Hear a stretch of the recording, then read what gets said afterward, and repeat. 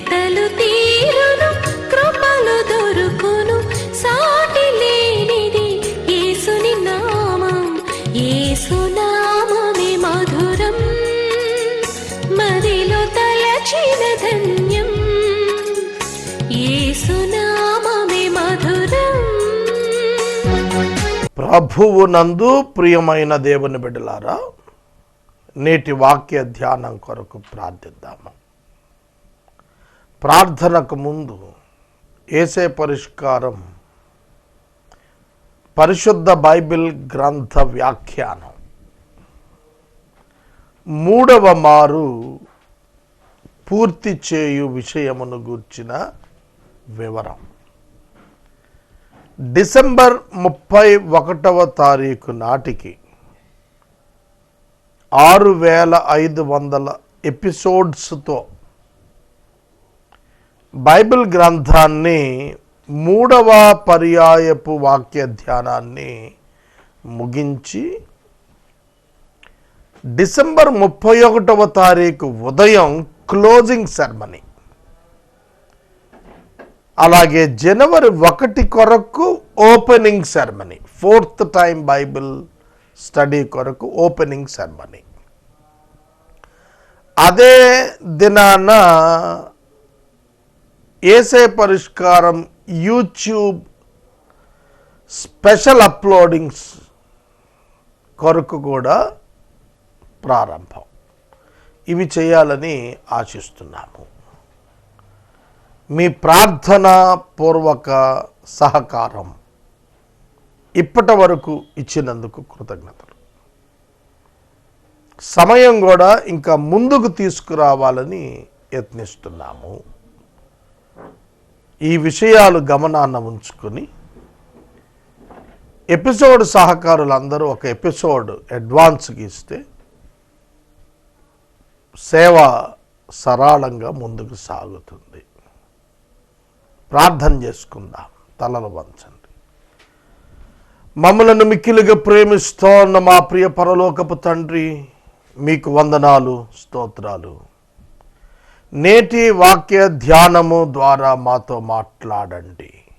యేసు నామమున వేడుచున్నాము తండ్రి, ఆమెన్. ప్రియమైన దేవుని బిడ్డలారా, పేతురు వ్రాసిన 2వ పత్రిక 2వ అధ్యాయము 11వ వచనము నుండి అబద్ధ బోధకులను గూర్చి, అబద్ధ ప్రవక్తలను గూర్చి చెప్పబడిన మాటలు ధ్యానము చేద్దాము. దేవదూతలు వారి కంటే మరి అధికమైన బలమును శక్తియు కలిగిన వారైనను ప్రభువు ఎదుట వారిని దూషించి వారి మీద నేరము మోప వెరతురు.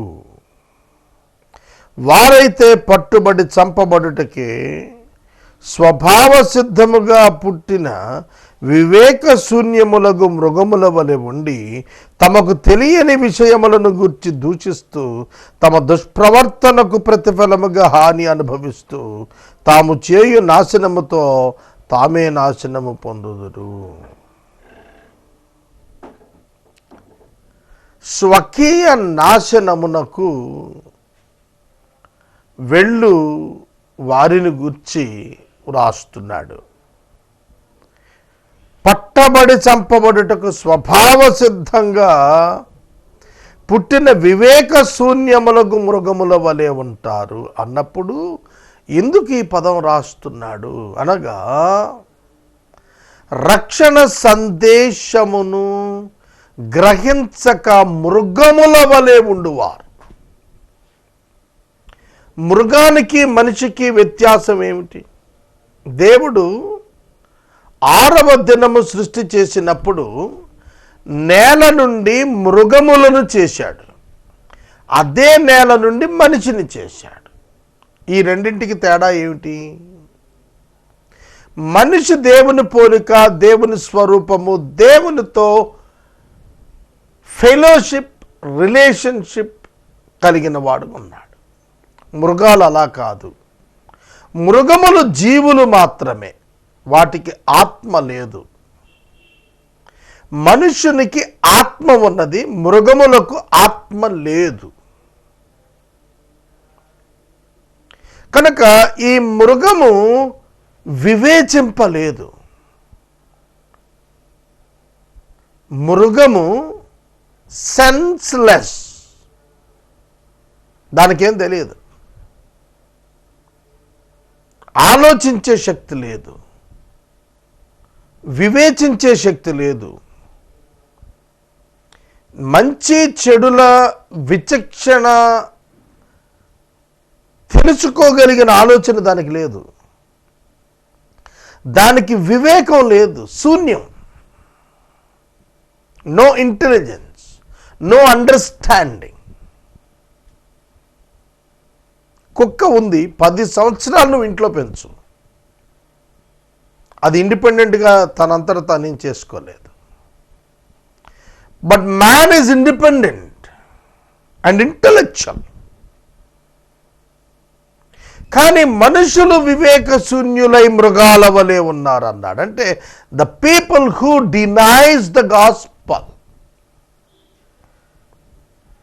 బైబిల్ గ్రంథంలో నుండి నిన్నటి దినం నేను ఒక ప్రత్యేక స్థలంలో వాక్యం చెప్పటానికి వెళ్ళాను.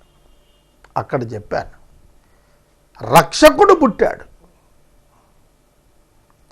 రక్షకుడు పుట్టాడు. The focus of the Bible about Christ is only saviour from since. మానవ పాపము నుండి మానవుణ్ణి విమోచించటానికి ఆయన వచ్చాడు. మార్క్ 10:45 వ్రాయబడినట్లు మనుషుల పాపము కొరకు పరిహారం చెల్లించడానికి వచ్చాడు. దీన్ని నమ్మటానికి వివేకం కావాలి. వివేకము లేకపోతే మనం గ్రహించలేము. 2000 సంవత్సరాల క్రితం సిలువ నేటి నా పాపమునకు పరిష్కారం అయ్యింది అనేది గ్రహించటానికి లాజిక్ కాదు కావాల్సింది, ఫెయిత్ కావాలి, అండర్స్టాండింగ్ కావాలి, స్పిరిచువల్ నాలెడ్జ్ కావాలి. అవి లేకపోతే మృగము వలె ఉంటాడు. ప్రసంగి అనే గ్రంథంలో మనిషికి మృగానికి వ్యత్యాసం లేదని ఒక అన్బిలీవర్స్ వ్యూ పాయింట్ సొలొమోను వ్యక్తపరిచాడు. మృగాలు పుడుతున్నాయి, మనుషులు పుడుతున్నారు. మృగాలు చనిపోతున్నాయి, మనుషులు చనిపోతున్నారు. అది ఇక్కడ వరకు ఆలోచించాడు. ఆ పై మెట్టు ఆలోచించలేకపోయాడు ప్రసంగిగా. ఎందుకంటే అది తెలియదు. What will happen after death అనేది it's not visible, it's not catchable, understandable. అది అర్థం కాదు. దానికి నమ్మకమే ఆధారం తప్ప ఆధారాలు వలన నమ్మకం కాదు. చూడక నమ్మిన వారు ధన్యులు. చూడని దానిని ఉన్నదిగా నమ్మువారు ధన్యులు. దానిని విశ్వాసము అంటారు. విశ్వాస శూన్యులు తమకు తామే హాని అనుభవిస్తారు, తమకు తామే నాశనం పొందుతారు. ఎప్పుడైతే ఈ వివేకం ఉండదో అప్పుడు వారికి రక్షణ ఆవశ్యకత, the need and importance of the salvation given freely to the humanity అర్థం కాదు. ఉచితంగా దేవుడు ఇచ్చిన పాప క్షమాపణ అర్థం కాదు. అదే సమస్య. అదే తమకు తాము హాని చేసుకుంటాం అంటే ఆ ట్రూత్ని ఇన్వైట్ చేయలేకపోవటం, యాక్సెప్ట్ చేయలేకపోవటం. అలా యాక్సెప్ట్ చేయాలంటే the holy spirit God must be with him. Human లాజిక్తో దేవుణ్ణి నువ్వు చేరలేవు. దేవుని విశ్వసించుటకు మానవీయ ప్రమాణములు సరిపోవు. నమ్మాలి. What scripture says about God is final. It is final, అంతిమం. You must believe it. That's it. నమ్మి తీరాలి. అలా నమ్మని వాళ్ళు తమ స్వకీయ నాశనములో ఉన్నారు అంటూ వారు సుఖానుభవాన్ని సంతోషంగా ఎంచుకుంటారు. ఈ లోకములోని సుఖానుభవం ఒకనాటి సుఖానుభవమే. ఇవాళ ఉన్న సుఖానుభవం రేపు ఉంటుందనే నమ్మకం లేదు. ఒక్కరోజే, టుడే, ఇవాళే నీ సుఖానుభవం, రేపు నీ చేతిలో లేదు. అనారోగ్యం వస్తుందో, ప్రమాదం జరుగుతుందో, శారీరక మరణం వస్తుందో, పరిస్థితులు మారిపోతాయో అర్థం కాదు. నేను సునామీ వీడియోస్ చూశాను. సునామీ ప్రారంభమయ్యింది అన్నప్పుడు సముద్రపు ఒడ్డున ఉన్నటువంటి ఇండ్లలో, కార్యాలయాల్లో ఎప్పటి పని అప్పుడు చేసుకుంటున్నారు. రోడ్ల మీద వాహనాలు, వాటిల్లో కుటుంబాలు జాలీగా పోతున్నారు. అప్పటి వరకు సముద్రంలో ఉన్న ఓడలు హాయిగా ఉన్నాయి. వితిన్ 1 hour, 1 గంటలో పరిస్థితులన్నీ మారిపోయాయి. ఓడలు నేలపైకి కాగితపు పడవల్లా కొట్టుకొచ్చి తిరగబడి పడిపోయాయి. రోడ్ల మీద పార్కింగ్ ప్లేస్లో ఉన్న కార్లు పేక లేదా ప్లాస్టిక్ పేపర్స్లా లేచి గాల్లో తేలిపోయాయి. ఇండ్లు పేపర్ పడవల్లా నీళ్ళల్లో కొట్టుకెళ్ళిపోతూ ఉన్నాయి. వేలాది మంది నిరాశ్రయులైపోయారు. ఈరోజు ఉదయం 11:30కు స్టార్ట్ అయితే 1:00 స్వీప్ అయిపోయింది అంతా కూడా. జపాన్ సునామీ చూడండి. రేపు నేను ఈ సుఖాన్ని అనుభవిస్తాను అని చెప్పడానికి వీల్లేదు. ఒకనాటి సుఖానుభవం సంతోషంగా కోరుకుంటాం కంటే, అంటే rather than your comfort, your character is important. అందుకే దానియేలు, షడ్రక్, మెషక్, అబేద్నెగో సుఖాన్ని కోరుకోలేదు, శ్రమ వైపు వెళ్ళిపోయారు. హెబ్రీ పత్రిక 11లో మోషే గురించి రాసినప్పుడు ఐగుప్తు భోగం వద్దనుకున్నాడు. దేవుని ప్రజలతో శ్రమ పడటం భాగ్యం అనుకున్నాడు. శ్రమ భాగ్యమా? శ్రమ భాగ్యమే. శ్రమ భాగ్యమే. అవును.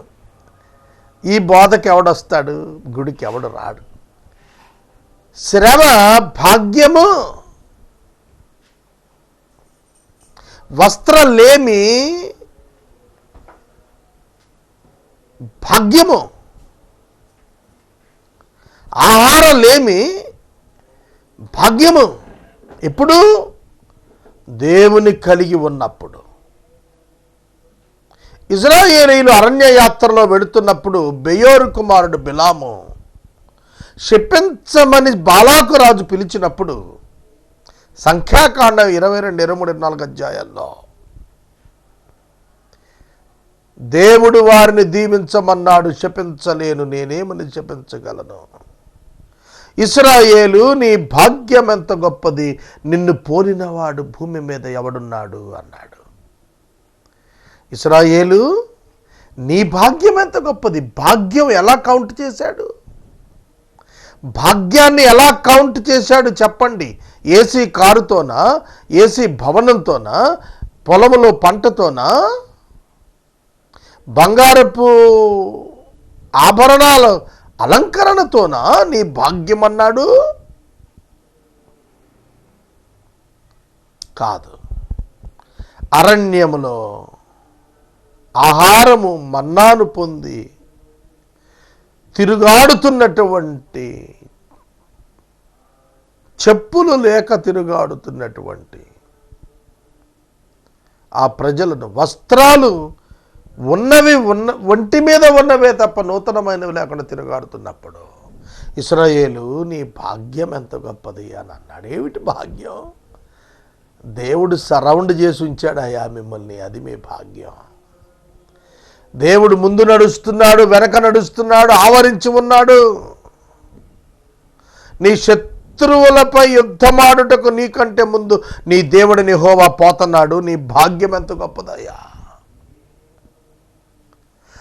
ఆధ్యాత్మికమైన భాగ్యము భూమి మీద అనుభవించుట భౌతికపరమైనటువంటి లాభాలన్నింటికంటే అతి శ్రేష్టమైనటువంటిదిగా బైబిల్ చెబుతోంది. ఇవాళ మరి నా గుడికి 10 మంది ఎందుకు వస్తున్నారు?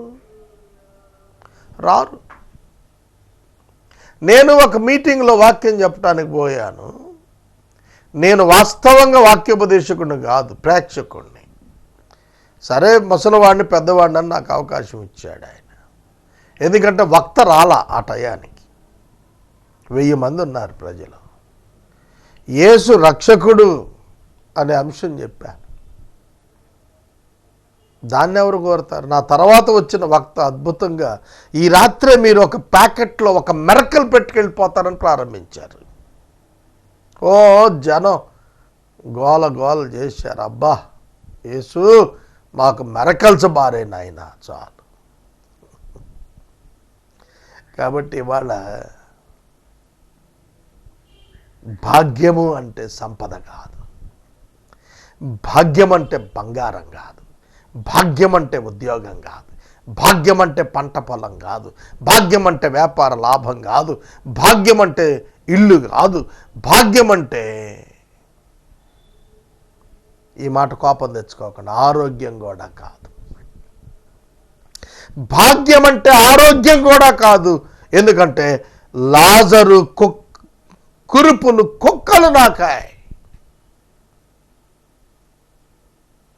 శవం ఎవరు తీయలా, మున్సిపాలిటీ వాళ్ళు ఇచ్చారు. కానీ అతని భాగ్యము దేవదూతలు వచ్చి కొనిపోయారు. అతని భాగ్యము అబ్రహాము రొమ్మున ఆనుకున్నాడు. అతని భాగ్యము కుక్కలు కురుపులు నాకిన భాగ్యము, కుటుంబము విసర్జించిన భాగ్యము, మనుషులు తృణీకరించిన భాగ్యము, రొట్టె ముక్క కొరకు ఎదురు చూచిన భాగ్యము. Who will come this kind of Christianity? అనేకులు పోరాడుదురు గాని ప్రవేశించేవారు కొందరే. అందరికీ ఇష్టమే పరలోకం వెళ్ళిపోవటం. పోరాడేవారు కొందరే, చేరుకునేవారు కొందరే. అసలు ఈ ట్రూత్ని అంగీకరించడానికి లాజిక్ లేదు కాబట్టి నోబడి విల్ కమ్ ఫార్వర్డ్. 2000 సంవత్సరాల క్రితం యేసయ్య చనిపోతే ఒక ఆయన నన్ను అడిగాడు, 5-6 లీటర్ల బ్లడ్ ప్రపంచ మానవుల రక్తాన్ని తుడిచేస్తుంది అని అంటే ఎలా నమ్మమంటావు సోదరా? అదే చెప్పాను నేను. నమ్మితేనే సోదరా రక్షణ. నమ్మిన వారికే రక్షణ, నమ్మని వారికి లేదు. ఇక్కడ ఏం రాస్తున్నాడు? ఒకనాటి సుఖానుభవాన్ని సంతోషముగా ఎంచుకుంటారు వారు కళంకములను నిందాస్పదములనైన తమ ప్రేమ విందులలో మీతో కూడా అన్నపానములు పుచ్చుకొనుచు తమ భోగములు యందు సుఖిస్తూ ఉంటారు. ఇవాళ క్రిస్టియానిటీ అంటే విందులే. పాస్టర్స్ కాన్ఫరెన్సులన్నీ విందులే, ప్రేమ విందులు.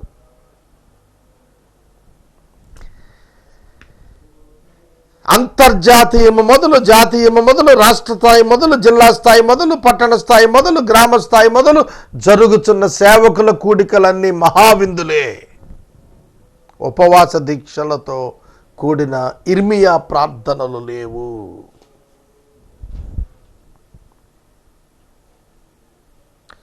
ఉదయం 9 గంటలకు మీటింగ్ అంటే లంచ్ టైంకి వస్తారు. ఈ మధ్య నేను పెళ్లికి వెళ్ళాను. పెండ్లి కుమార్తె పెండ్లి కుమారుడు 1:20 వచ్చారు. నేను అర్ధగంట వాక్యం చెప్పడానికి పిలువబడ్డాను. ఏం చేయాలా? 1:20కి వచ్చారు. వివాహాలలో దేవుని వాక్యం అక్కరలేదు. వచ్చేటప్పుడు సినిమా పాటలతో, నృత్యాలతో, నాట్యాలతో వచ్చారు. మేమేమో పెండ్లి కార్డుల మీద రైట్ రెవరెండ్లు, లూజ్ రెవరెండ్లు వేసుకుంటాం. మా పేర్లు తగిలిస్తారు. తీరా అది ప్రభావవంతమైన వేదిక అవుతోందే తప్ప ప్రభావము లేని వివాహాలు అవుతున్నాయి. ప్రియమైన దేవుని బిడ్డలారా, ఒకనాటి సుఖానుభవం కొరకు, విందులు కొరకు, సుఖాల కొరకు ఒక్కొక్క అంతర్జాతీయ క్రైస్తవ సేవకుని తర్ఫీదు కొరకు 10 దినములకు అయ్యే ఖర్చు 6 లక్షల నుండి 10 లక్షల వరకు.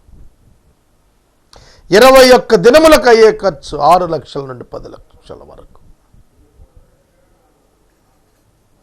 కొన్ని క్రైస్తవ సంస్థలు అయితే కాకి రెట్ట వేస్తే కోటు పాడైపోద్ది కనుక లాజిస్టిక్స్ మెయింటైన్ చేస్తూ ఏసీ రూముల్లోనే గ్యాదర్ అవ్వాలి అని పెట్టుకున్నాయి. ఎట్టిపోతోంది క్రైస్తవ్యం. అందుకనే అందరూ క్రైస్తవులు కాదు, అందరూ భక్తులు కాదు, అందరూ విశ్వాసులు కాదు. అబద్ధ బోధకులు ప్రవేశించారు. కళంకములను, నిందాస్పదములు అయిన తమ ప్రేమ విందుల్లో అన్నపానాలు పుచ్చుకుంటూ, మీటింగ్ అంటే పక్కన బ్రాకెట్లో ప్లస్ ఈటింగ్ అనేది కామన్ అయిపోయింది. ఒక చోట నేను సేవకుల మీటింగ్ పెడితే నా తోటి సేవకుడు నాతో ఏమన్నాడు తెలుసా? నువ్వు ఇడ్లీ సాంబార్ పెట్టి పిలిస్తే రావటానికి సేవకులు ఏమనుకుంటున్నావు అని అడిగి షాక్ అయిపోయాను. నేను అటువంటి సేవకులతో కలిసి సేవ చేస్తున్నందుకు చాలా దుఃఖపడ్డాను. అర్థమైందా? నువ్వేమనుకుంటున్నావు సేవకుని గురించి? ఎంత ఇస్తావు నువ్వు ఆ మీటింగ్కి పిలిచి? నేను అన్నాను, చాలా పెద్ద దైవజనుడు వస్తున్నాడయ్యా, గౌరవార్థంగా కలుద్దాం, అందరం కలిసి ప్రోత్సాహం పొందుదాం మిషన్ ఫీల్డ్స్లో. ఇట్లాంటి కలయికలు మంచిది సువార్థీకరణలో అంటే. ఆయన మాట్లాడిన మాటలు ఇప్పటికీ హృదయంలో వేదనే మిగిల్చి. ఎంత ఇస్తావు? ఏం పెడతావు? ఏం చేస్తావు? ఏమిస్తావు? నీకెంత వస్తుంది అన్నాడు. అక్కడ నాకు చాలా దుఃఖం అయిపోయింది. దాంతో 2 తెలుగు బూతులు కూడా నా మీద ప్రయోగించాడు. అబద్ధ బోధకుల శాతమే ఎక్కువ, అబద్ధ ప్రవక్తల శాతమే ఎక్కువ ఇవాళ. మర్చిపోవద్దు ప్రియమైన దేవుని బిడ్డలారా. దేవుని యొక్క వాక్యం చెప్పుతున్నటువంటిది, వ్యభిచారిని చూచి ఆశించుచు మానలేని పాపము మానలేని కనులను, అస్థిరులైన వారి మనసులను మనులు కలుపు లోభత్వమును సాధకం చెప్పిన హృదయం కలిగి శాపగ్రస్తులై ఉన్నారు. వ్యభిచారిని చూచి మానలేని కన్నులు, డబ్బును చూచి అరులు చాచే హృదయాలు, లోభత్వం, ఖర్చు పెట్టకుండా దోచుకునే మనస్తత్వాలు కలిగిన వారు. Ministry is for earning. Earning is not for ministry. Ministry is for earning. సేవ కొరకు సంపాదన కాదు, సంపాదన కొరకు సేవను వాడుకోవటం. It is happening today in many places. ఈ డిజిటల్ చర్చెస్ మీద అందుకే తగు వస్తుంది. They are running behind the people money. This is the argument of opposite people. ఇవాళ సేవకులు కొట్టుకు దాస్తున్నారు సంఘాల్లో డబ్బు కొరకు. సంఘాలలో మంచి కానుకరిచ్చు సంఘముల కొరకు ట్రాన్స్ఫర్స్లో, మెయిన్ లైన్ చర్చెస్లో పెద్ద మొత్తాలు చేతులు మారుతున్నాయి. How sad it is. ఎక్కువ 2,000 పైకి ఇచ్చే ఇండ్లకే గృహదర్శనాలు. How sad it is. వీరందరూ ఎవరు? జీవనోపాధి కొరకు, భక్తి కొరకు భక్తి చేసేవారు. అటువంటి వారిని గురించి శాపగ్రస్తులై ఉన్నారు అన్నాడు. తిన్నని మార్గాన్ని విడిచి, ఏ మార్గం? తిన్నని మార్గము అంటే ధనమును ప్రేమించని మార్గం తిన్నని మార్గం. దేనిని ఆశించని మార్గం తిన్నని మార్గం. రాజు యొక్క ఫేవర్ ఆశించనిది తిన్నని మార్గం. దీన్ని విడిచి బెయోరు కుమారుడు బిలాము తప్పిపోయిన మార్గాన్ని బట్టి తప్పిపోయారు. బిలాము బహుమానమును ప్రేమించాడు. ఏ బహుమానం? దుర్నీతి వలన కలుగు బహుమానము ప్రేమించి అక్రమము నిమిత్తం గద్దించబడ్డాడు. గార్ధబము, నోరు లేని గార్ధబం చేత బుద్ధి చెప్పబడ్డాడు. ఇది నేను రేపటి వాక్య ధ్యానంలో మరింత వివరణ ఇవ్వాలని కోరుతున్నాను. ఎవరు బిలాము? ఏమిటి క్వాలిటీసు? ఏమిటి అతను చెప్పింది? బైబిల్లో ఈ అబద్ధ బోధకుడు, ఈ అబద్ధ ప్రవక్త చెప్పిన ఒక వచనం, ఒక అధ్యాయం అంతా కూడా దైవవాక్యం ఉన్నది ఏమిటి? బిలాము నరకమునకు పోయాడు. బిలాము పాతాళవశమయ్యాడు. బిలామునకు తీర్పు తీర్చబడినప్పుడు నరకానికే వెడతాడు. అబద్ధ ప్రవక్త అయితే యెహోవా పేరిటే ప్రవచనాలు చెప్పాడు. రేపు ఇంకా ఎక్కువ వివరాలు చెప్తాను. ప్రార్థన చేస్తాను. మమ్మల్ని మిక్కిలిగా ప్రేమిస్తున్న తండ్రి, వందనాలు, స్తోత్రాలు నాయన. నేటి వాక్య ధ్యానం మాకు దీవెనగా ఇచ్చారు. ఈ అబద్ధ బోధకుల సమాజంలో మేము బతుకుతున్నాము. అన్ని ఆత్మలను నమ్మవద్దు అని మీరే స్వయంగా చెప్పి ఉన్నారు తెస్సలోనిక పత్రికలో.